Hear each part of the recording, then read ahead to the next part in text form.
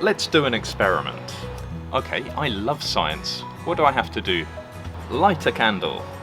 Okay, and now put your hand in the flame. Are you mad? If you put your hand in a flame, you get burned. That's the experiment. We don't need an experiment to test that. Okay, don't do it.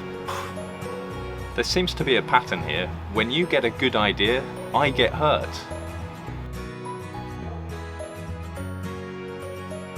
If you want to talk about a result that always happens, use the zero conditional. We saw these examples in the previous conversation.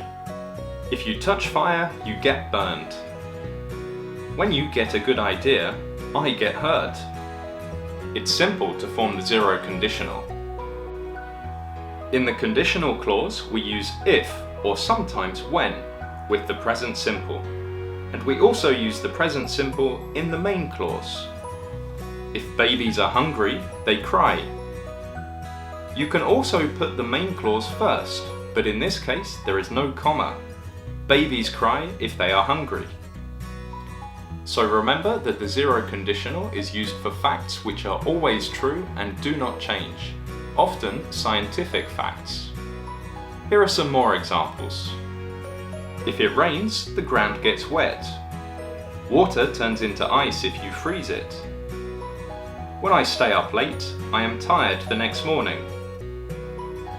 My boss is always angry when I'm late for work. If you mix yellow and blue, you get green. Now it's your turn.